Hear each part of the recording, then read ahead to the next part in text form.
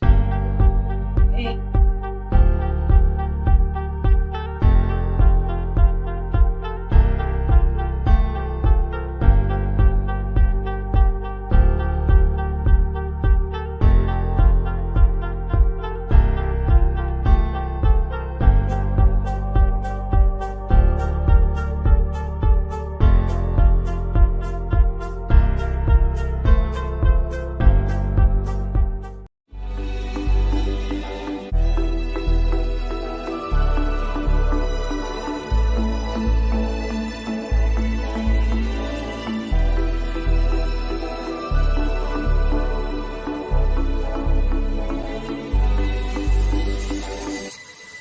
Muy buenas tardes para todos.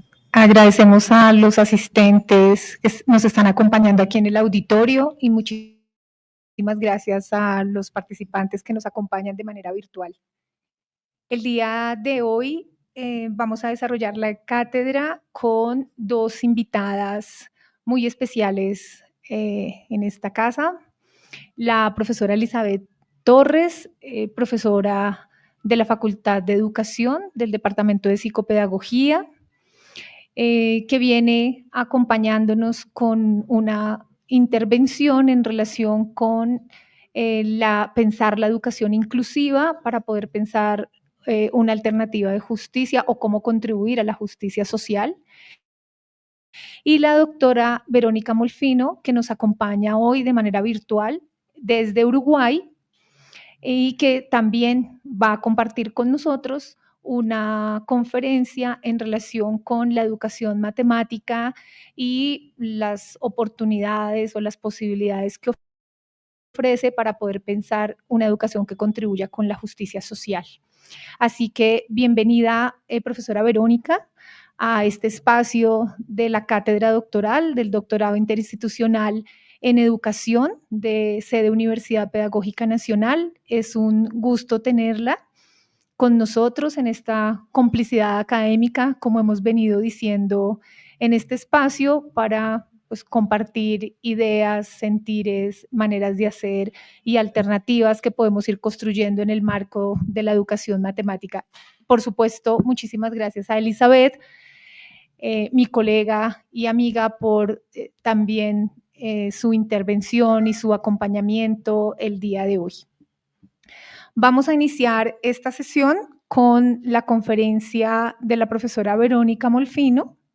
Así que le voy a pedir a la profesora Verónica que por favor comparta su presentación mientras yo voy presentando su semblanza.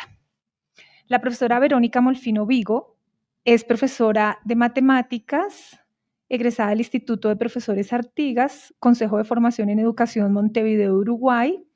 Es especialista en aula en línea, prácticas educativas en entornos virtuales de aprendizaje de Flax Uruguay.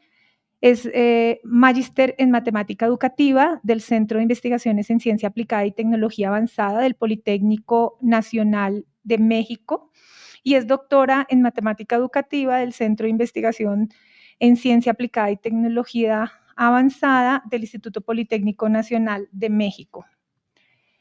En su experiencia profesional, la profesora Verónica es profesora de matemáticas en enseñanza media en el ámbito público y privado.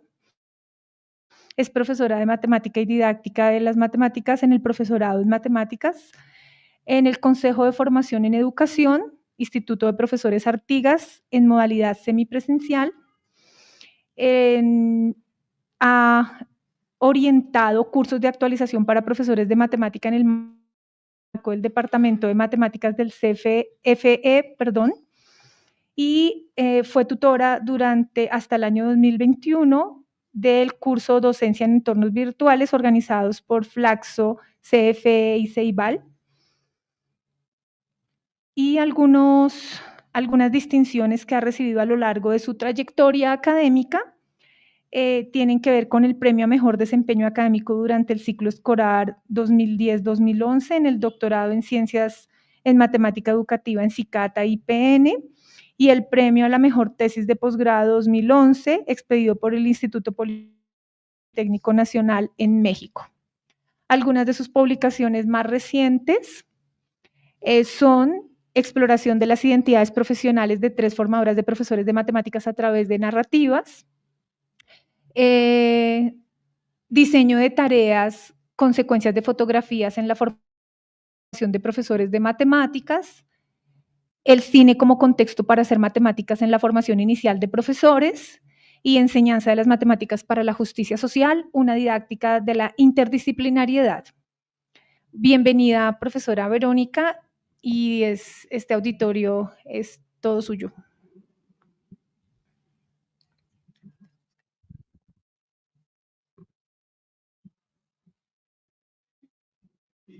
No te estamos escuchando aún. Estamos viendo ya tu presentación, pero necesitas activar el micrófono porque no te estamos escuchando. Ahora sí creo que me van a escuchar, ¿puede ser? Ya, te escuchamos, estamos escuchándote ya. ¿Ahora me escuchan? Sí, te estamos escuchando, Verónica. Muchas gracias. Bueno, muchísimas gracias. Bien, muchísimas gracias por haberme invitado para compartir este rato con ustedes y bueno, también por la presentación de Claudia. La verdad que para mí es un gusto, poder tener este intercambio que espero que sea realmente un intercambio, más allá de que hoy yo voy a estar en esta modalidad más de dar una charla, pero bueno, la intención es que podamos estrechar los vínculos entre las instituciones de uno y otro país, porque creo que tenemos intereses de investigación parecidos. Así que, bueno, gracias por la iniciativa. Y bueno, ¿se está viendo bien de pantalla completa la presentación? No, no estamos viendo la pantalla completa. Te íbamos a pedir justamente si por favor podrías compartirla en pantalla completa, porque aquí el auditorio implica Es que tengo que un podamos problema. ver Porque... tu presentación más grande. Sí, claro, me imagino. Lo que pasa es que cuando le pongo la pantalla completa, a ver. Sí, claro, ustedes están viendo las diapositivas. Sí, estamos. Yo le pongo, es que le pongo compartir pantalla. A ver. ¿Será que tiene ¿Sí? compartir ventana? Voy a poner compartir pantalla completa, tenés razón. Voy a probar eso.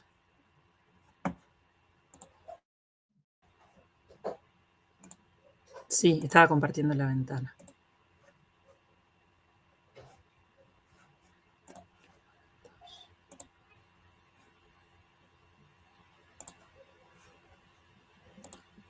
¿Ahora cómo se ve?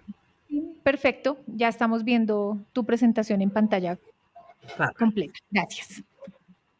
Bárbaro, bárbaro. Bueno, tal como decía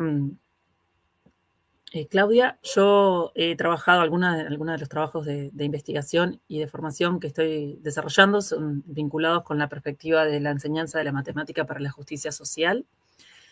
Y bueno, una de las cosas que a mí y a una colega con la que trabajamos en conjunto, que se llama Cristina Choviet, hemos trabajado últimamente, son las relaciones entre la formación docente y la investigación, en particular relativo a este tema, y es por eso que, bueno, eso es lo que me parece que sería interesante para ustedes compartir en este momento. Bueno, una primera pregunta que nos podemos hacer es ¿por qué la justicia social en clase de matemáticas? Porque es algo que en realidad no parece tan natural. Uno podría pensar que hay otros temas, contenidos matemáticos que son propios de una clase de matemática, y muchas veces esto de pensar en la justicia social como algo que tenga que ver con una clase de matemáticas, a priori no tendría por qué ser tan natural. Algunas de las respuestas que yo encuentro tienen que ver, bueno, para empezar con una cuestión de qué es lo que nosotros concebimos sobre qué es la matemática. Lo puse así en singular a propósito, porque muchas veces se habla de lo que es la matemática como una disciplina, como una neutral o objetiva, como una cuestión como que tuviera una entidad, no sé, como apartada, y muchas veces eso que se considera como por arriba de la realidad, como esa cuestión del halo de la abstracción. Pero bueno, a mí me gusta problematizar un poco eso, porque bueno, yo no concibo a las matemáticas de esa manera, sino que más bien la concibo como una construcción social, netamente humana. Y bueno, por ejemplo, esta cita de D'Ambrosio, de Ubiratán D'Ambrosio, me parece adecuada para esto porque dice: la posición privilegiada que la matemática mantiene dentro del plan de estudios se perpetúa, en parte, por los mitos de que es una disciplina neutral y libre de valores, basada únicamente en el pensamiento lógico y el razonamiento deductivo, que puede ser utilizada como una medida general de la inteligencia. Entonces, bueno, no, me parece que a las personas que queremos problematizar un poco esta situación, creo que la justicia social, la consideración de la justicia social tiene mucho que ver con abrir la ventana hacia otras posibles maneras de concebir a las matemáticas. También hay otra respuesta que yo considero, es esta, que es la enseñanza de las matemáticas sin la consideración de aspectos culturalmente relevantes, ¿no? ¿Cuán exitosa ha sido? Eso es una cuestión que uno podría preguntarse. Porque uno puede decir, ¿por qué la justicia social en clase de matemáticas? O los aspectos culturales, ¿no? Y también podemos preguntarnos, ¿y por qué no? Es decir, ¿ha sido realmente exitosa hasta ahora la enseñanza de la matemática? ¿Y para quiénes es exitosa? ¿No? Eso también, por ejemplo, nos podemos cuestionar qué significa, bueno, cómo podemos medir el éxito. Muchas veces se mide con pruebas estandarizadas, internacionales. La pregunta es, bueno, sí, claramente en esos casos, de repente hay un éxito, pero ¿qué significa ese éxito? ¿No? De los países, cuando hablamos de esas pruebas estandarizadas internacionales, bueno. Y también, bueno, digamos, ¿cuál es la matemática que está atrás, no? Y bueno, también porque los estudiantes, esta es una cita de Eric Gustein, que es, bueno, creo que ustedes ya lo conocen, es un investigador que yo lo uso mucho en esto del acercamiento hacia lo que es esta perspectiva, que él dice: los estudiantes necesitan estar preparados a través de su educación matemática para investigar y criticar la injusticia y a desafiar en palabras y en acciones estructuras y actos opresivos. Es decir, es importante la justicia social, o sea, el poner, digamos, utilizar o que aspectos vinculados a las injusticias sociales empiecen a ser abordados en clase de matemáticas para favorecer que nuestros estudiantes puedan visibilizar esas problemáticas y también para darles herramientas para, primero, comprenderlas y después, en caso de considerarlo necesario, luchar contra ellas. Bueno, también nos podemos preguntar por qué la justicia social en la formación de profesores de matemáticas. Hay una respuesta obvia a esto, y es que si uno quiere que la justicia social, por los, digamos, si queremos que sean las razones que esgrimí antes sean utilizadas o sean, digamos, llevadas a cabo en un aula, por ejemplo, de secundaria, es necesario que los profesores estén formados en esos aspectos. En tal sentido, me voy a bañar ahora. En tal sentido, tenemos, se habla mucho, ¿no?, del conocimiento base del profesor y la construcción del rol docente. ¿Cuáles son los conocimientos bases del profesor? En particular a partir de los aportes de Schulman, ya muy conocidos, bueno, en educación matemática. Pero, bueno, justamente a partir de la charla que justo el otro día Luz Baloyes, ustedes tuvieron una charla con ella súper interesante que nos hablaba de la inclusión como otro más de los conocimientos bases del profesor necesarios, del conocimiento político, ¿no?, de Rochelle Gutiérrez, y también tenemos los aportes de un investigador que es estadounidense, que habla de digamos, el conocimiento sociopolítico, ¿sí?, como una necesaria inclusión de, bueno, un aspecto más a considerar, así como está el conocimiento del contenido, el conocimiento de los estudiantes. Bueno, también es necesario esto de cuáles son, obviamente siempre estamos hablando desde lo que es la matemática, ¿no? Pero bueno, como decíamos antes, como el uso de la matemática para poder entender ciertas problemáticas, y también esto va de la mano de la otra pata, digamos, porque es un proceso dialéctico, que es el uso de digamos, cómo el análisis de estos aspectos favorece, sirve como motor para la construcción del conocimiento matemático. Bueno, también creo que es importante potenciar a los docentes en la conciencia de su rol de privilegio y como agentes de cambio para mejorar el aprendizaje de los estudiantes a partir de la consideración de sus contextos culturales y promover con ello un aprendizaje de la matemática culturalmente relevante, ¿no?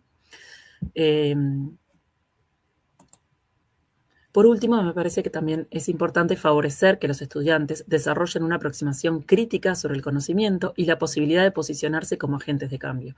Es decir, los estudiantes de profesorado, cuando están en su formación, que están como esa transición entre ser estudiantes de secundaria y transformarse en profesores, de repente no logran visualizar sus propios procesos de, podríamos decir, como de emancipación, en los cuales a través de ese acceso a una carrera, ellos están por digamos, los aspectos culturales que están recibiendo, pero también por su título, ¿no? y todo eso los posiciona en un rol de privilegio.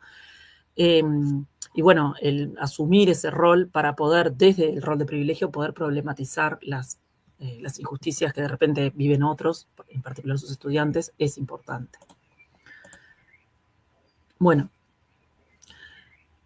¿cuáles son los orígenes de la perspectiva de la enseñanza de la matemática para la justicia social? Bueno, varios autores sitúan estos orígenes en dos grandes focos, dos grandes puntos de partida. El primero es el de Paulo Freire, bueno, sabemos, ¿no? Un pedagogo brasilero muy influyente, con su obra vinculada con la alfabetización y la pedagogía de la liberación, que nosotros, digamos, desde esta perspectiva se entiende que, bueno, también desde la perspectiva de Freire, ¿no? Se entiende que la alfabetización no es solamente leer y escribir tal como de repente podríamos entenderlo de forma literal, sino que es leer, que implica una comprensión, y escribir, que implica un actuar y un cambiar el mundo, ¿no? Entonces, bueno, esa es como lo que nos aporta Paulo Freire, y es desde ahí que es digamos, la enseñanza de la matemática para la justicia social toma sus aportes y se posiciona desde ese lugar. Y también se toman aportes de otro brasilero, Ubiratã D'Ambrosio, más reciente, bueno, de la etnomatemática. Esos son los principales aportes o las principales fuentes que se toman. Y bueno, actualmente, bueno, la perspectiva ha tenido muchos desarrollos, por ejemplo, en Estados Unidos con Eric Gustein, también hay un inglés que se llama Wright, que ha estado también trabajando con esto, pero bueno, estos son más bien los orígenes. Y Felton Wessler lo que nos habla es de que la enseñanza de la matemática para la justicia social admite múltiples perspectivas. Una de ellas es conectar las matemáticas con la comunidad y con la identidad cultural de los estudiantes. Otra es enfatizar la naturaleza cultural de las matemáticas y los logros matemáticos de las personas a través de todo el mundo y de la historia. Otra tiene que ver con el poder formador de las matemáticas en sí mismo. Otra tiene que ver con el rol del currículo matemático para enviar mensajes ocultos sobre los constructos sociales como raza, género, clase u otras marcas de diferencia. Y otro, el uso de las matemáticas para desarrollar conciencia sobre las injusticias sociales, criticarlas y trabajar para cambiarlas.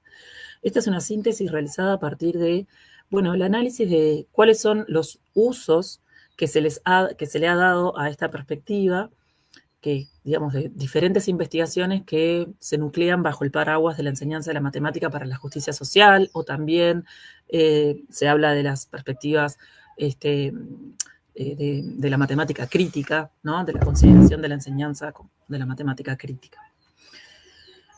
Y bueno, acá podríamos empezar a pensar, y bueno, ¿en qué consiste la enseñanza de la matemática para la justicia social? Una de las cosas que caracteriza a esta perspectiva es la consideración de dos grandes tipos de objetivos pedagógicos, ¿no? Generalmente cuando pensamos en enseñar matemática, nosotros pensamos en cuáles son nuestros objetivos de enseñanza matemáticos, qué queremos que el estudiante aprenda, por ejemplo, de contenidos o procedimientos, habilidades matemáticas, ¿no? Pero Eric Gustein sintetiza, sistematiza los dos grandes tipos de objetivos que podemos tener. Uno es relativo a la justicia social. Ese es uno de los tipos que podemos tener de objetivos pedagógicos, que son leer el mundo con matemática, es decir, entender las relaciones de poder, las desigualdades de recursos y oportunidades y la discriminación explícita entre diferentes grupos sociales basada en raza, género, lenguaje u otras diferencias.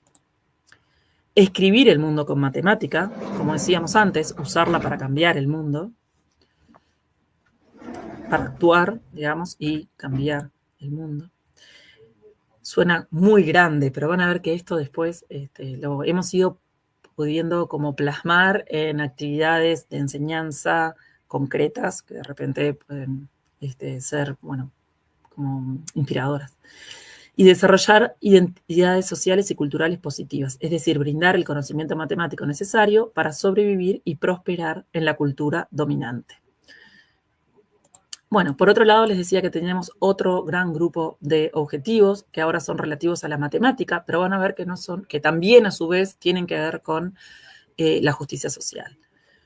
De nuevo parece leer el mundo matemático, leer el mundo, pero ahora es leer el mundo matemático, es decir, favorecer, lograr que los estudiantes desarrollen estrategias de generalización, resolución creativa de problemas no rutinarios, percibir a la matemática como herramienta para la crítica sociopolítica, ¿no?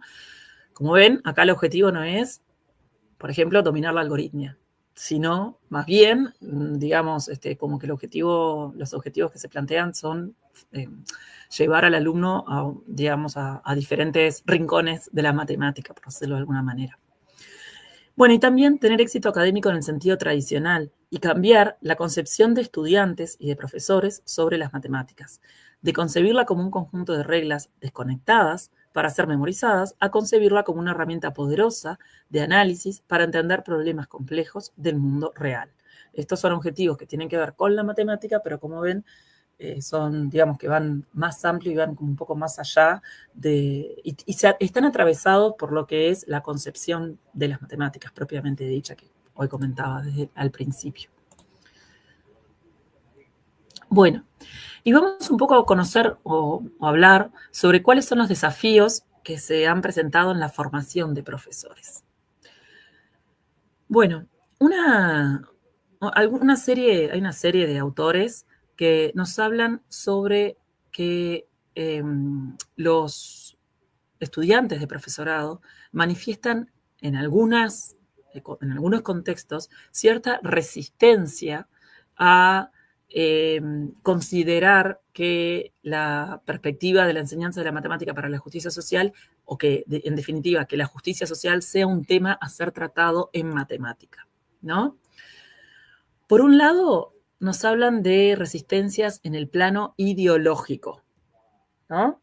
Es decir, hay una resistencia a enseñar para la diversidad, por ejemplo. Esto también lo hemos visto en otras de las charlas que han tenido ustedes acá en este mismo, digamos, por este mismo canal, ¿sí? Hay ciertas resistencias. A veces esas resistencias se manifiestan en forma explícita, como por ejemplo en la charla de Luz Edith Baloyes, como nos hablaba de las situaciones que se da en Chile, de cómo algunos profesores preferían, por ejemplo, no tener clases multiculturales porque creían que eso, bueno, les dificultaba el trabajo. Bueno, también esas resistencias a veces se dan en forma, digamos, no tan explícita, pero también se manifiestan, ya sea, bueno, por la disposición para el trabajo o por considerar que puede ser, por ejemplo, que puedan ser castigados. Algunos profesores manifiestan tener miedo a ser castigados por estar incluyendo en sus clases cosas que pareciera estar fuera de su programa. Bueno, también a través del discurso, ¿no? Muchas veces, por ejemplo, cuando se habla de, en una clase hay tantas mujeres, en una clase de 30 personas, hay 15 niñas, entonces, ¿cuántos niños hay? En ese caso, por ejemplo, se está asumiendo como digamos, como solamente una relación binaria de lo que es el género y no se admite en otras posibles opciones, por ejemplo. Bueno, y también se manifiestan resistencias en el plano pedagógico. Es decir, porque como vimos, digamos, el trabajo de la perspectiva de la enseñanza de la matemática para la justicia social, lo que busca es también una comprensión amplia y profunda de los contenidos matemáticos por parte de todos los estudiantes. Y muchas veces eso es resistido porque los profesores dicen, por ejemplo, no, yo tengo que ir, pararme, dar la clase, y dar la clase para ellos de repente es recitar determinados temas y después pedirle a los estudiantes que resuelvan ejercicios. Entonces se encuentran con que no se resisten a enseñar haciendo énfasis en la comprensión de los estudiantes o en el uso de aproximaciones constructivistas o el aprendizaje basado en la indagación. Esto lo vemos especialmente en el nivel secundario y sobre todo en el nivel terciario. Porque en el nivel primario muchas veces digamos que las maestras o maestros, como decimos nosotros acá en Uruguay, que son profesores de enseñanza primaria, están como más acostumbrados a trabajar con aproximaciones de ese tipo, constructivistas, pero ya en el nivel secundario y especialmente en el terciario se tiende más hacia una clase magistral y no se considera, digamos, las necesidades de diferentes abordajes y metodologías. Bueno, estos dos estudios, el de López y Guerra y el de Guerra, Lim y López, relatan una experiencia muy interesante en la cual se reportan diferentes reacciones de dos grupos de estudiantes para maestros. Una eran, digamos que a través de algunas sesiones en línea, impartieron el mismo taller a estudiantes para maestras eran todas mujeres, de Kennesaw, de Estados Unidos, y por otro lado, de una ciudad uruguaya que se llama Pando. Entonces, las reacciones que tuvieron fueron que, claro, esto se dio había una persona que es uruguaya, profesora de matemática, que está viviendo actualmente en Estados Unidos, hizo su formación de posgrado en Estados Unidos, y trabaja en la línea de la enseñanza de la matemática para la justicia social, y ella es profesora formadora de esas maestras, de ese grupo de maestros. Y por otro lado había una profesora también formadora de maestros en Uruguay. Entonces, en un trabajo colaborativo, dieron, digamos, sus sesiones, tanto la de Estados Unidos como la de Pando, hacia distancia, a través de videoconferencias. Y las reacciones que ellas reportan son muy interesantes, porque lo que pasó con el grupo de estudiantes de magisterio de Estados Unidos, ese grupo de estudiantes eran todas mujeres, digamos, anglosajonas, o sea, de origen anglosajón, digamos, hegemónicas, podríamos decirlo, y ellas consideraron que la aproximación de la enseñanza de la matemática para la justicia social era inapropiada, consideraban que no era responsabilidad de los maestros y de las maestras enseñar esos temas, que esos temas eran algo que tenían que ver con la familia, y tenían miedo a que las autoridades las castigaran por estar hablando de cuestiones como podría ser, por ejemplo, relacionadas con el género o con otras diferencias sociales o con la distribución de la riqueza, que no consideraban que eso fuera apropiado para trabajar con sus estudiantes de primaria. Además, sentían como cierto rechazo y creían que esa perspectiva era presentada por su profesora formadora justamente porque su profesora formadora era latina. Es decir, más allá de que ella, es cierto, era uruguaya, pero hacía muchos años que estaba viviendo en Estados Unidos y tenía su formación de posgrado realizada en Estados Unidos, igualmente había como cierto rechazo porque esa profesora formadora ellas no dejaban de verla como una latina externa a su comunidad. Por otro lado, en Pando, la perspectiva tuvo un alto grado de disponibilidad. Las estudiantes de magisterio, decimos nosotros, las estudiantes para ser maestras, Sintieron enseguida como mucha cercanía, pensaron, además, ellas ya conocían a Paulo Freire por haberla estudiado en sus cursos de pedagogía de la carrera, entonces enseguida como que comprendieron y empatizaron con la propuesta, y la consideraron, digamos, consideraron que como muy positivo que en sus clases pudieran integrar esta perspectiva. Entonces, esto nos da la pauta, estos estudios nos dan la pauta de cómo, esto de los desafíos en la formación de profesores dependen muchísimo de los contextos.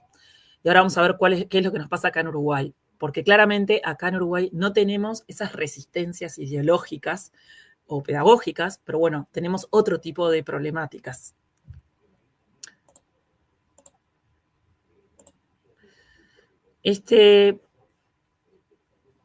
Como les decía, esos estudios nos informan que en la formación de posgrado... estas son las dificultades en la formación de profesores. Este es otro estudio que voy a reportar, que es un estudio realizado por mí y por Cristina Choviet. Y este es un estudio que hicimos con estudiantes de formación de posgrado, es decir, son profesores que ya tienen su título de grado y están haciendo un estudio de posgrado. Son profesores de enseñanza secundaria en servicio. Ellos no presentaron explícitamente las resistencias pedagógicas ni las resistencias ideológicas que se habían presentado en los estudios realizados en otros contextos. Y lo que sí presentan son dificultades en dos planos. Por un lado, en la comprensión de la perspectiva y en el diseño de actividades de enseñanza, y también, por otro lado, en el diseño de actividades de enseñanza para la formación de profesores orientado por la perspectiva. Una cuestión que pasó acá es que, por ejemplo, los profesores en un inicio solo veían como posible que el tema se trabajara, trabajar temas de estadística. No veían que fuera posible trabajar otros contenidos matemáticos a través de esta perspectiva. Está claro que cuando hablamos de la perspectiva de la enseñanza de la matemática para la justicia social, muchas veces enseguida pensamos en, ver un gráfico, interpretarlo desde el punto de vista estadístico. Y esas eran las primeras cuestiones que les pasaba. Como estos profesores tenían que elaborar actividades, nosotros les pedíamos que elaboraran actividades que fueran para diferentes materias, para diferentes cursos del profesorado de matemática. Claro, tienen como cursos geometría, análisis, álgebra, y también tienen probabilidad estadística. Y a ellos les pasaba que solo podían diseñar actividades para probabilidad estadística y no veían otras posibilidades. Después, a través de un trabajo de foros en donde ellos fueron intercambiando entre ellos y también, las investigadoras fuimos interviniendo en eso, ellos después pudieron elaborar otros tipos de diseños.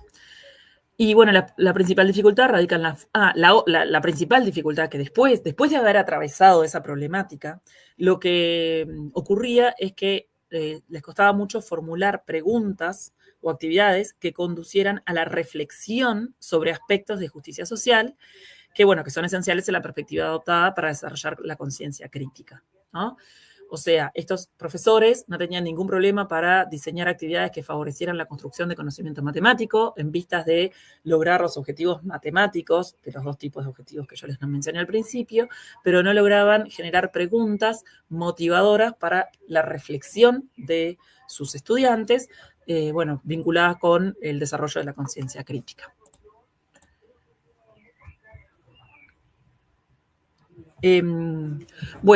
Respecto a esto, entonces, la pregunta es, ¿cómo podemos hacer para generar esas cuestiones en el aula? Una de los aportes, digamos, de Gutstein tiene que ver con la co-creación de un aula para la justicia social. Las características que Gutstein plantea, porque habla de la co-creación porque dice que el aula para la justicia social tiene que ser co-creada entre estudiantes y docentes. O sea, no basta con que venga un docente y proponga una actividad, porque si los estudiantes no se apropian de la temática a trabajar, esa actividad no va a tener éxito. Dice, lo primero es que hay que normalizar temas considerados políticamente tabú. Es decir, incorporar estos temas a la clase. Habla de los temas generadores, que también Paulo Freire ya hablaba de esto, y del conocimiento comunitario, traer el conocimiento comunitario a la clase. Otra de las características es desarrollar una pedagogía del cuestionamiento, que esto implica que los estudiantes sean los que formulan las preguntas y no solamente, como es usual, sean los profesores los que formulan las preguntas a ser respondidas por los estudiantes. La pedagogía del cuestionamiento implica que nos cuestionemos con preguntas auténticas, que no sean preguntas que alguno de nosotros ni los estudiantes ni el profesor conoce las respuestas, porque esas preguntas no van a tener un sentido en la clase. Y en tercer lugar, establecer relaciones políticas entre el profesor y estudiantes. Muchas veces nos da miedo esto porque consideramos que bueno, que no, porque la política no tiene que estar mezclada con la educación. Acá no estamos hablando de política partidaria, estamos hablando de establecer relaciones políticas que tienen que ver con justamente problematizar temas que de repente son inquietudes de los estudiantes y que vale la pena traerlos a la clase para comprender y para después poder escribir sobre escribir en el sentido de actuar sobre esos temas. Bueno, y también nos habla de unas pautas. En primer lugar, las prácticas pedagógicas. Dice, las estrategias para involucrar a los estudiantes en los temas tabú y favorecer la reflexión sobre ellos. ¿Cuáles son las estrategias metodológicas que vamos a emplear?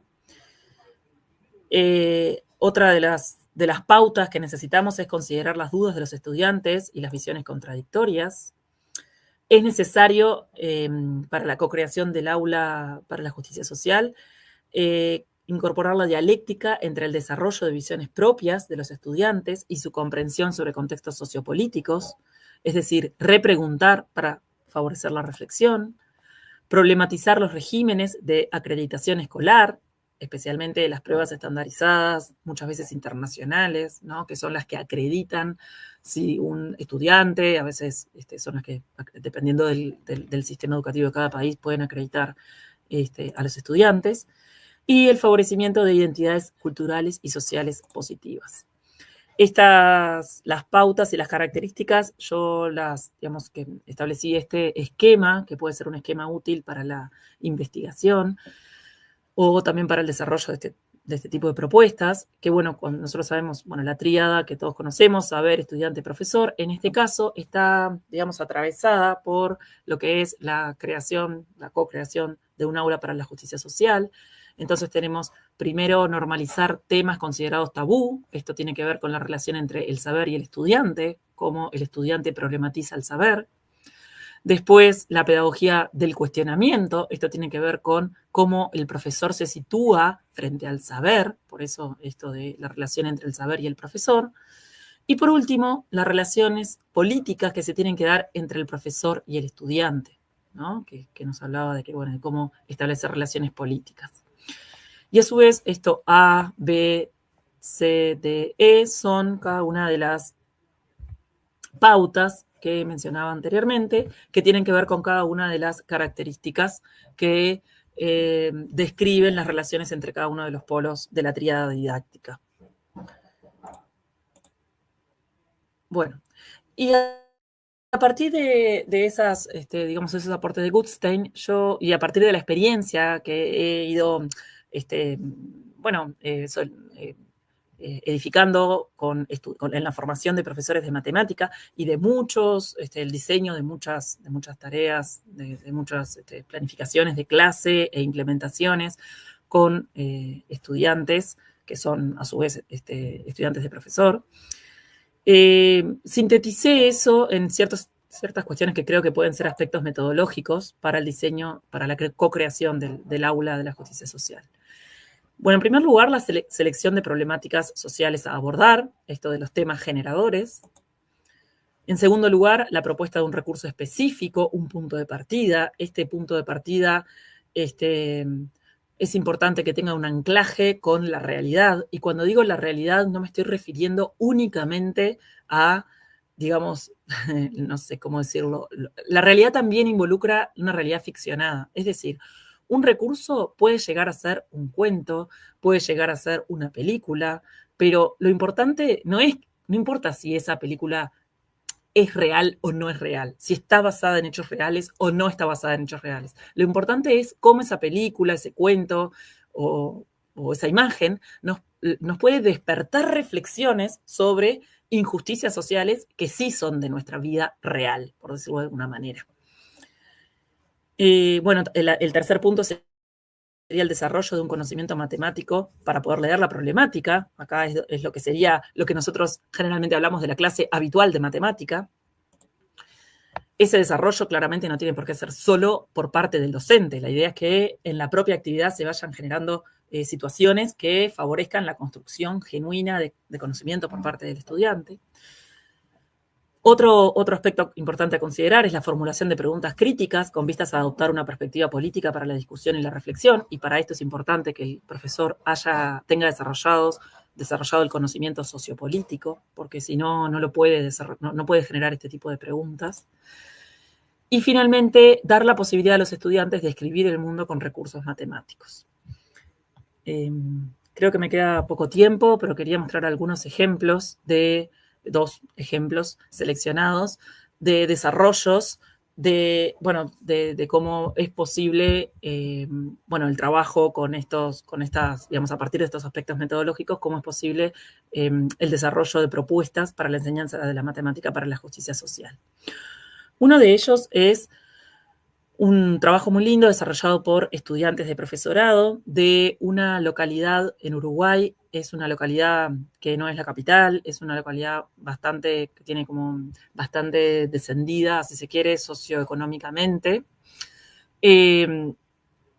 con una población baja y cercana a la frontera con Brasil. Y estas estudiantes de profesorado desarrollaron un trabajo que llamaron analfabetismo y afrodescendencia, casualidad o causalidad. Ahí están, las estudiantes son Perdomo, Ruiz y Vila. Bueno, este trabajo aborda dos de las perspectivas que mencioné al principio. La primera es conectar las matemáticas con la comunidad y la identidad cultural de los estudiantes, y la segunda, generar conciencia sobre las injusticias en nuestra sociedad y trabajar para cambiarlas. Bueno, buenas tardes. Agradecemos a la profesora Verónica Molfino su intervención, muy interesante. Estas categorías que nos ayudan a pensarnos de una mejor manera la relación entre educación matemática y justicia social. Bien, voy a iniciar con mi ponencia, la cual he titulado Educación Matemática Inclusiva como un aporte para la justicia social, con el objetivo que ocupa este ensayo, ubicar la función de la educación matemática inclusiva para alcanzar la justicia social. Es preciso identificar elementos de orden conceptual e investigativo que con ayuda del poder de las narrativas intentaré luego sugerir algunas acciones que como colectivo de maestros de matemáticas podríamos emprender. En relación con el orden conceptual, es necesario precisar la red conceptual categorial que ha venido construyéndose, al menos en las 2 últimas décadas, para abordar el tema, la cual obedece a conceptos macro como diversidad, inclusión, diferencia, igualdad, necesidades educativas especiales, superación de barreras, etc. Todas ellas vistas desde diferentes perspectivas. Según Scliar, en su texto, y si el otro no estuviera ahí, notas para una pedagogía improbable de la diferencia, estas perspectivas en la red categorial deben contemplar lo jurídico, lo ético y lo técnico. En relación con lo jurídico, el Ministerio de Educación Nacional reconoce que la educación es un derecho constitucional, el cual se desarrolla en 2 grandes dimensiones. La libertad individual, que se ejerce a través de la construcción de autonomías en el mundo de saberes y valores, la sociopolítica, que se desarrolla en el marco de la solidaridad, la cooperación, la justicia y el bienestar social. Si bien la educación es un derecho, en la última década ha tomado fuerza en los discursos los términos de educación inclusiva y educación para todos. Sin embargo, para llegar a su contemplación, se ha recorrido un largo camino que bien vale la pena reconocer, pues es producto de las luchas que han liderado las mismas poblaciones que por mucho tiempo fueron excluidas del espacio escolar. Al respecto, como lo plantea Parra, la educación inclusiva tiene 4 recorridos. El primero es la absoluta exclusión. Con el nacimiento de la escuela en Occidente, se inicia un proceso de exclusión educativa, por una parte, no se permitía el ingreso de personas con algún tipo de discapacidad, ni tampoco el ingreso de personas que no pudieran acceder de manera segura y regular al currículo. Este proyecto de escuela se relaciona directamente con el proyecto de sociedad que se quería. Para tal efecto, se escondía o se negaba la existencia de la discapacidad. Sin embargo, en el siglo XVIII se funda en Francia la primera escuela para la educación, para la atención a la educación de los débiles. En este caso, pues se referían a los débiles mentales. Con lo que emergió la exclusión sin descaro, pero también se visibilizó en lo público esta población. El segundo camino al que refiere Parra es la educación especial, la cual surgió bajo el principio de la normalización, que en esencia propugnaba por la utilización de medios educativos que le permitieran a la persona adquirir o mantener comportamientos y características lo más cercano a la normatividad general. En Estados Unidos, este principio se adoptó de una manera menos demagoga, de tal suerte que con la fundación de escuelas especiales se reivindicó el hecho de brindar educación especializada a quienes lo necesitaran, tratando de superar un enfoque de habilitación y rehabilitación. El tercer recorrido planteado por Parra es la educación integrada. Con el informe de Warnock en 1974 se reconoce la dificultad de aprendizaje como una condición especial, pero no a tal punto de ser considerada en una escuela especial. En este informe impulsa la idea de una escuela integradora como aquella escuela regular que acoge a los estudiantes con algún tipo de necesidades educativas especiales, pero no alcanza a reconocer la necesidad de la flexibilidad del currículo y hacer adaptaciones para atender mejor a los llamados diferentes. Sin embargo, es declarar que aunque se logró que los estudiantes con alguna discapacidad o dificultad asistieran a la escuela, eran ellos los que tenían que integrarse al resto de la población en aras de normalizarse. Parra define la integración como un proceso que brinda la oportunidad a los niños con necesidades educativas, con o sin discapacidad, de integrarse a la comunidad educativa y aprender de acuerdo con sus capacidades y desarrollarse en un ámbito cálido y armónico en conjunto con su sociedad y su cultura. El último recorrido que propone Parra es el de la educación inclusiva. A partir de los años 90 del siglo pasado, se da un cambio en la educación que atiende la diferencia, pero aún se mueve en la idea de lo supuestamente normal, lo que da lugar a la educación inclusiva, en la que el principio es que hay alguien, un sujeto, una institución, una política, que determina el parámetro de lo normal, y es el que determina si el otro puede o debe ser incluido en el sistema. Esta perspectiva se inicia con la Declaración Mundial sobre Educación para Todos, en Huntington, en 1990, donde se construye la categoría de necesidades básicas de aprendizaje de las personas impedidas. Luego, en 1994, con la Declaración de Salamanca, se acogió el enfoque de educación integradora, lo que da lugar al concepto de las necesidades educativas especiales, las cuales refieren a todos los niños y jóvenes cuyas necesidades se derivan de su capacidad o sus dificultades de aprendizaje. Aunque esta declaración continúa aludiendo a las escuelas integradoras, constituye un tránsito importante hacia el propósito ideal de la escuela inclusiva. Al reconocer las primeras, deben responder y adaptarse a las necesidades de los diferentes estilos y ritmos de aprendizaje y no al contrario. La primera década del siglo XXI, con el Foro Mundial sobre la Educación, este foro hace que la institución escolar se vea llena de propósitos de largo aliento en relación con la escuela inclusiva. Este evento internacional propone transformar la escuela bajo el lema de la educación para todos, lo que implica que la escuela se ajuste a el adjetivo todos, presenten o no necesidades educativas especiales, en lugar que quienes presentan necesidades se acomoden a los requerimientos de la escuela.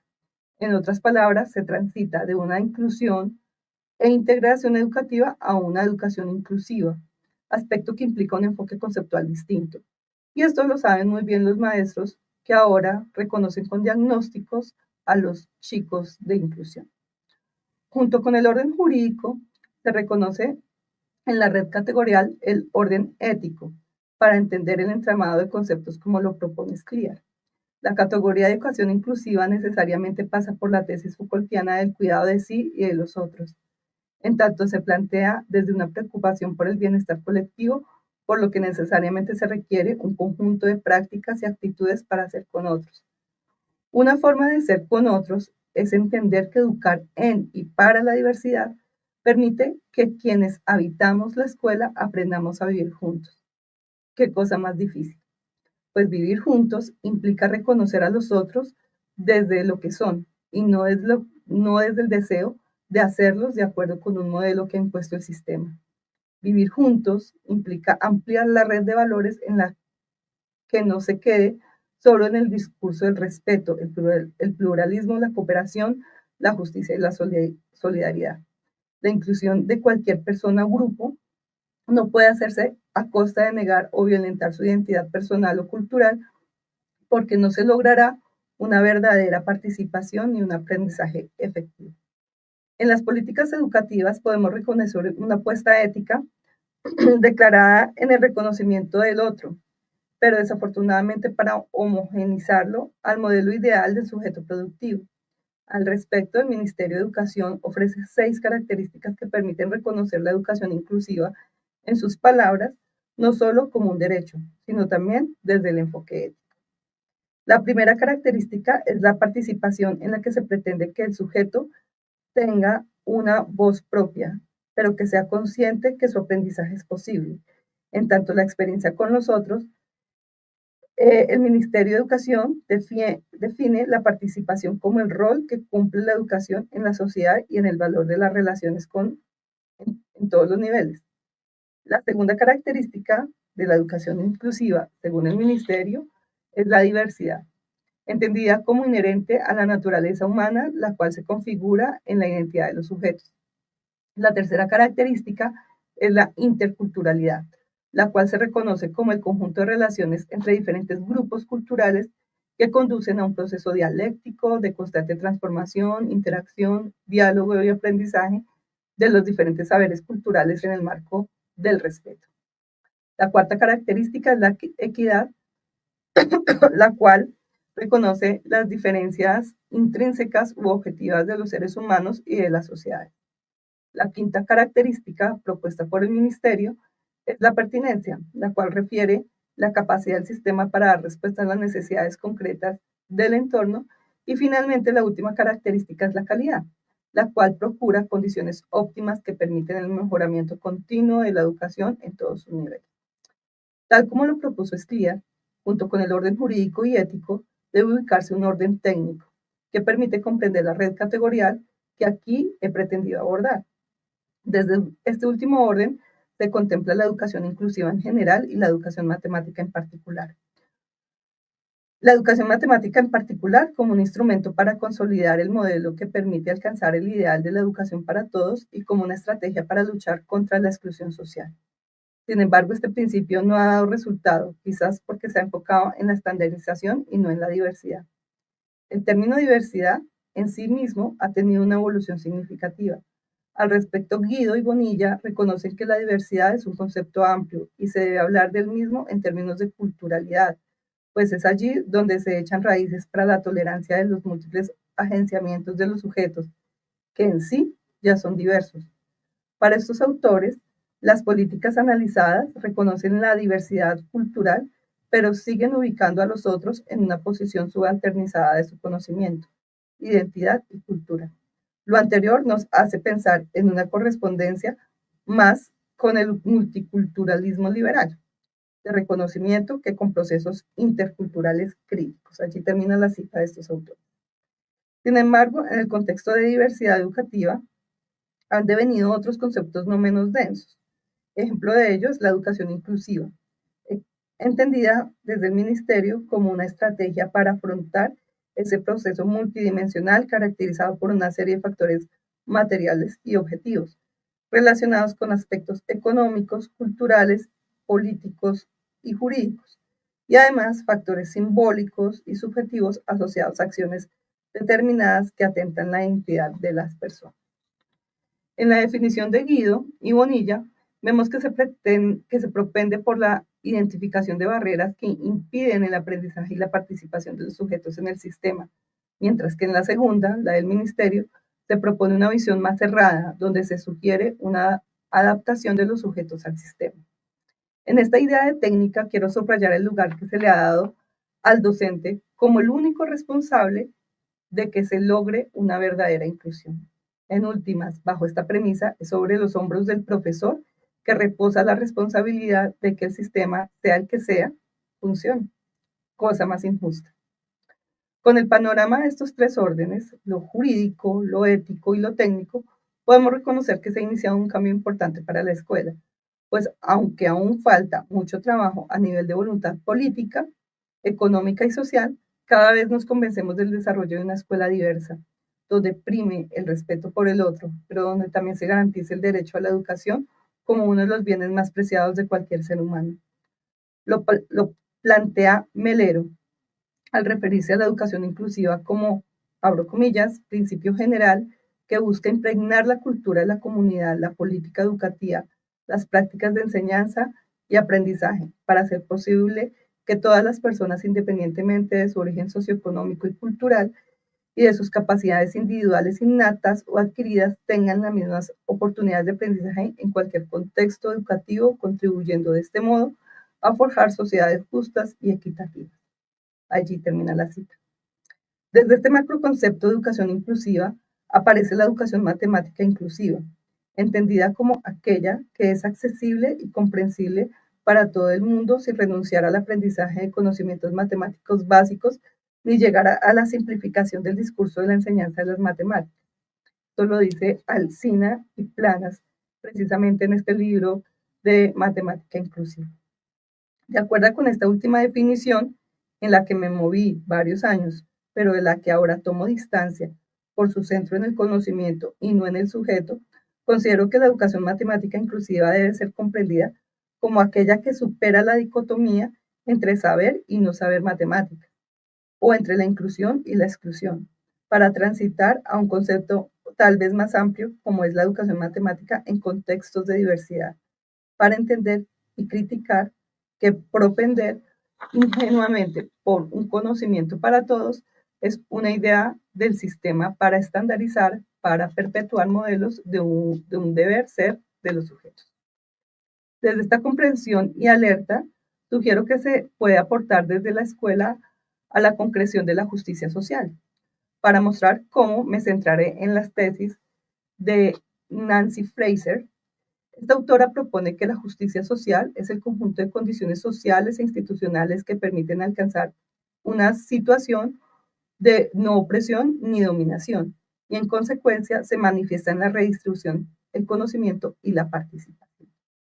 Para ejemplificarlo, me permitiré hacer alusión a algunas narrativas acopiadas por Rodríguez y Galeano en su investigación titulada El sentido de los discursos sobre inclusión y calidad, configurados desde la experiencia educativa en las aulas de matemáticas, la cual tuve el privilegio de asesorar y cuyo objetivo fue analizar las relaciones que se entretejen entre los discursos sobre inclusión y calidad, configurados por algunos niños, jóvenes, familiares y profesores desde su experiencia educativa, particularmente en las aulas de matemáticas, para caracterizar la constitución de ciudadanos desde la diferencia.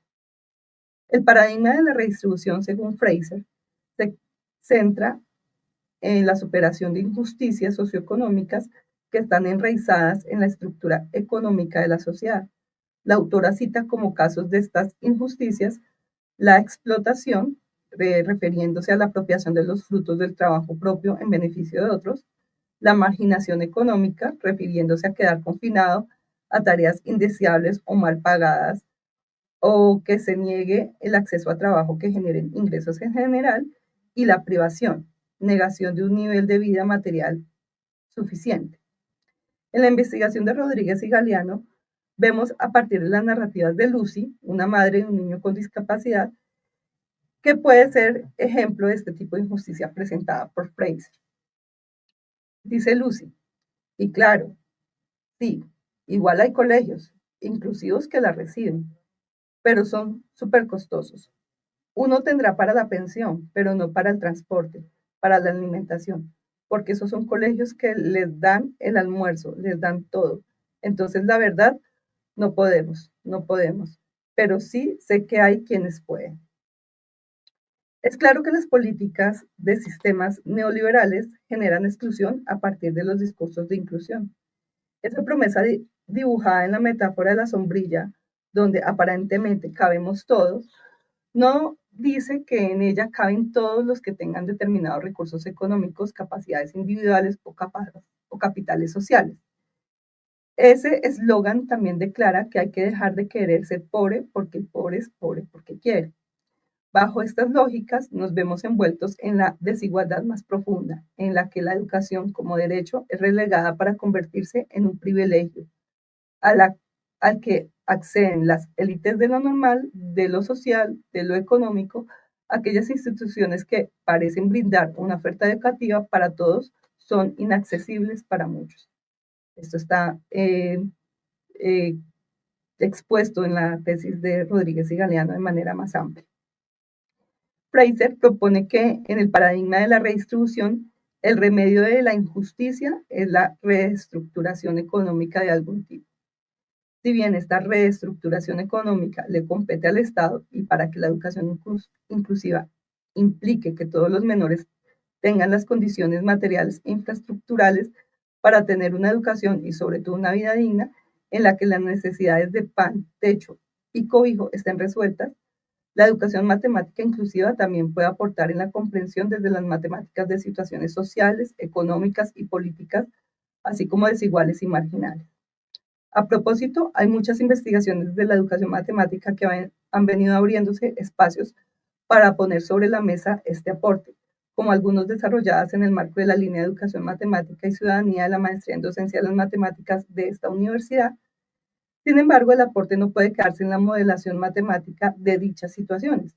Creo que es necesario que tanto profesores como estudiantes, quienes las analizan, deben asumir posicionamientos que los subviertan, que las transformen de manera radical. El segundo elemento que propone Fraser para alcanzar la justicia social es el reconocimiento, el cual se enfrenta a las justicias que interpreta como culturales, que supone enraizadas en patrones sociales de representación, interpretación y comunicación. La autora propone como ejemplos la dominación cultural, ejemplificada como ser sometido a patrones de interpretación y comunicación correspondientes a otra cultura y ajenos u hostiles a la propia. El no reconocimiento, que invisibilizarían a través de las prácticas representacionales, comunicativas e interpretativas autorizadas de la propia cultura, y falta de respeto, entendido como el ser difamado o menospreciado de forma rutinaria en representaciones culturales públicas, estereotipadas o en las interacciones cotidianas.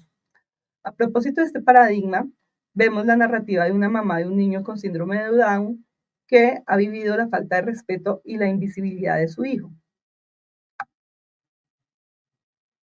Para buscar jardín fueron 6 meses. A los que yo llegaba me decían que los niños con síndrome de Down eran bruscos, que le pegaban a los otros niños, entonces que no podían, que mejor lo metieran a una institución, prácticamente me decían dónde, porque pues ellos no iban a aprender, que ellos no iban a entender, entonces que no. O si no, que lo metieran en un jardín del distrito, a un instituto del distrito. Yo a lo último de tantas puertas que se me cerraban, yo ya lo que decía era, bueno, yo necesito un cupo para Samuel, él tiene síndrome de Down. Entonces ahí empezaban, ¿qué fue? Con esta narrativa, reconocemos los obstáculos para atender a la educación escolar que se manifiestan desde los juicios que se hacen, en este caso, de las personas con síndrome de Down y sus capacidades de desarrollo social e intelectual. Las bajas expectativas o la falta de ellas posicionan a las personas con discapacidad como objeto de rechazo, percibido como fuente del problema, amenaza, dado que, como señala Scliar, pone en riesgo la estabilidad institucional que se asocia a la homogeneidad. De este modo, etiquetar al niño con discapacidad como brusco o incapaz o atribuir características estigmatizantes a aquellos incorrectamente considerados diferentes se convierte en un pretexto para preservar la normalidad escolar, a expensas del derecho a la educación proclamada en los discursos desde las políticas públicas que nos venden un ideal de educación para todos. Pero, ¿quién no quiere una educación para todos? Esa no es la discusión que quiero promover en esta ponencia.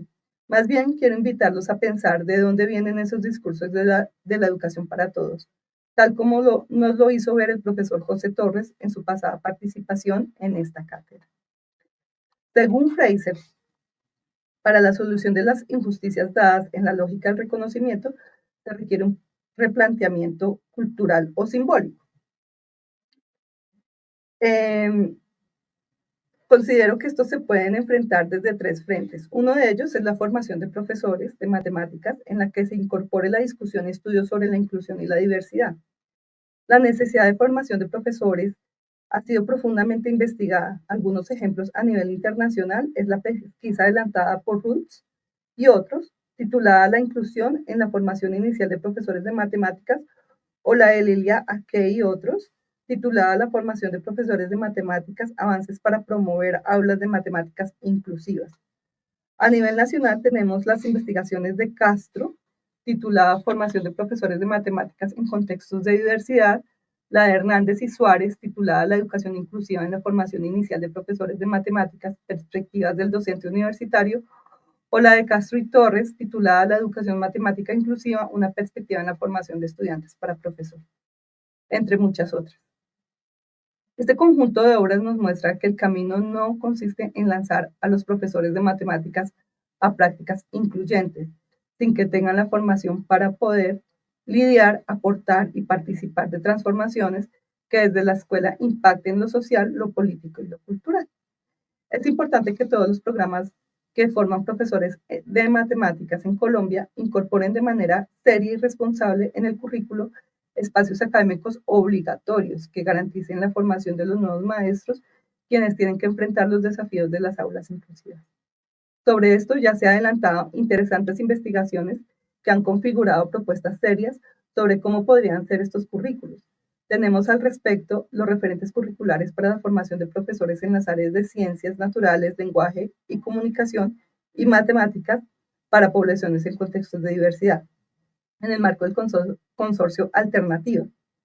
También tenemos los referentes curriculares con incorporación de tecnologías para la formación del profesorado en matemáticas en y para la diversidad, producto del esfuerzo de la comunidad alternativa de matemáticas. Y tenemos los ambientes de aprendizaje para la formación de profesores que acogen la diversidad y la diferencia, en particular el capítulo 4, titulado El diseño de ambientes de aprendizaje, la experiencia de la comunidad alternativa de educación matemática de la Universidad Distrital Francisco José de Caldas. El otro frente en el que sugiero trabajar es el reconocimiento del otro desde la educación matemática, el cual implica no privilegiar el conocimiento de las matemáticas sobre las personas y sobre sus capacidades diversas. Creo que como a nivel general el sistema educativo y en particular los profesores que enseñamos matemáticas, debemos entender que priorizar a los sujetos, sus particularidades, sus talentos y necesidades, implica el reconocimiento de las matemáticas, entre comillas, se vea replanteado. Quizás preguntarnos permanentemente cómo como profesores de matemáticas podemos reconocer la diversidad sea útil. Al respecto, algunas investigaciones a nivel internacional han profundizado en el papel del profesor de matemáticas en el empoderamiento de las poblaciones marginadas. Por ejemplo, la investigación de Fresnet y Zapata, titulada El profesor que enseña matemáticas en el proceso de inclusión del alumno con trastorno del espectro autista, o la investigación del Río, titulada Estrategias didácticas del profesor de matemáticas en una aula inclusiva de secundaria con alumnos de discapacidad visual.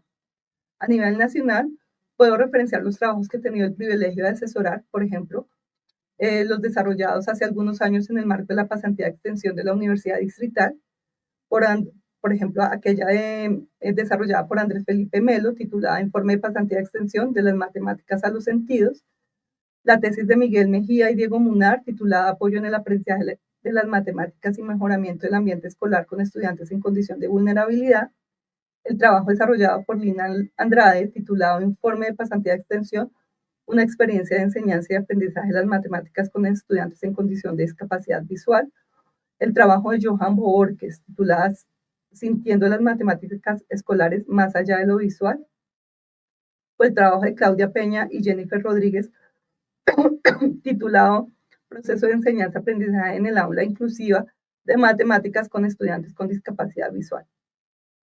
Y ahora, como profesor en la Universidad Pedagógica Nacional, refiero a la investigación que he venido reseñando de Ángela Rodríguez y Luis Galeano, desarrollada en el marco de la maestría en docencia de las matemáticas, o la desarrollada por Miriam Fajardo, titulada El ajedrez como herramienta para el desarrollo de relaciones espaciales en un aula inclusiva, en el marco de la licenciatura en educación básica primaria.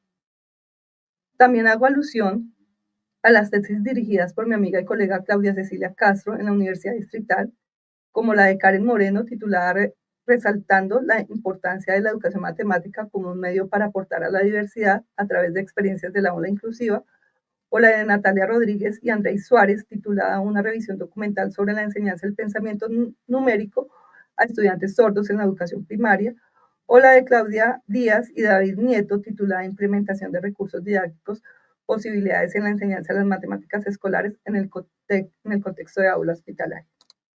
El tercer frente para el cambio cultural y simbólico que propongo es socializar lo que hacemos como profesores de matemáticas que trabajamos en aulas inclusivas o diversas. Afortunadamente, cada vez hay más espacios académicos para hacerlo.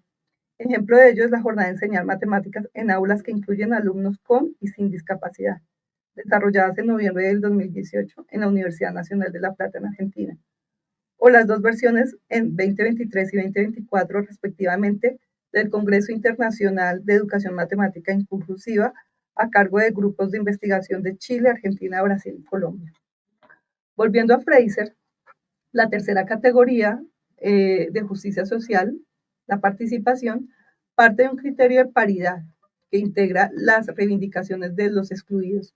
Para ello es necesario que los patrones de valor cultural institucionalizados expresen igual respeto para todas las poblaciones.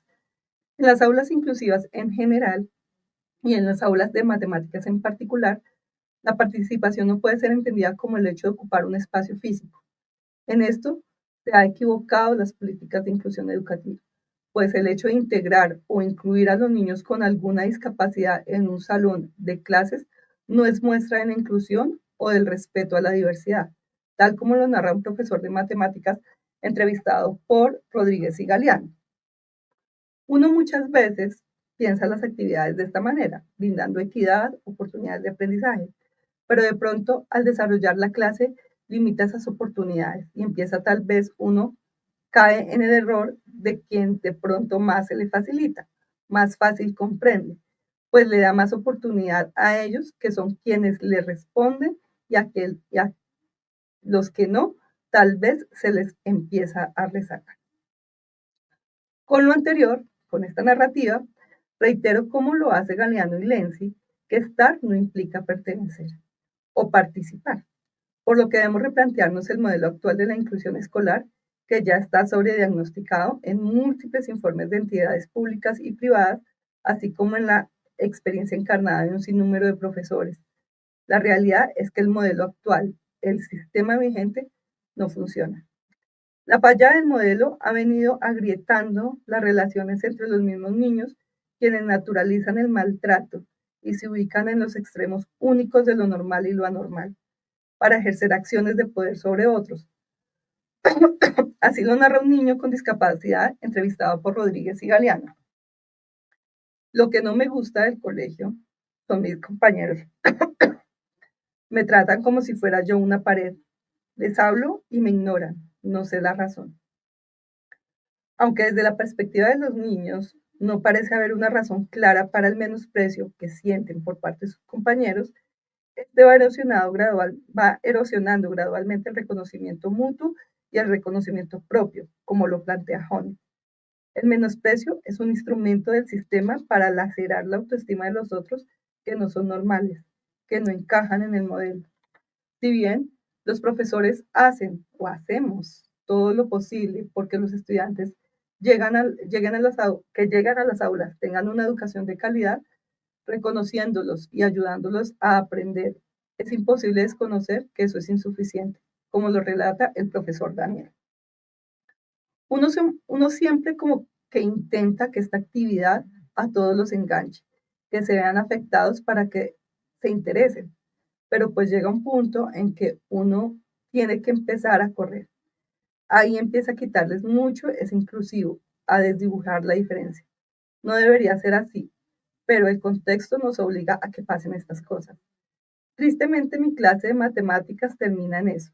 Por más que yo intente que pregunten en clase, llega un punto en el que el tiempo comienza a presionar. Uno tiene compañeros en el mismo nivel que dicen, yo ya voy en tal lado y usted, ¿por qué no le rinde? Y todo es un corre-corre. No está pensado en los estudiantes, sino en un programa. Se busca homogeneizar y que todos sean iguales. Ni mi formación, ni la dirección que tiene el colegio está pensado en una educación para todos. Está pensado en una educación para, es que suena inmundo, pero para normales, para normalizar. Es como poner un estándar ahí para los que no tengan necesidades especiales. No se está pensando inclusivamente, sino que se está haciendo como un circulito con lo normal y estándar y lo demás sale a un lado. Como lo muestra el profesor Daniel en su narrativa y como lo destacan García y Valero, se ignora tanto el valor social y cultural de las matemáticas como su aporte a la formación ciudadana.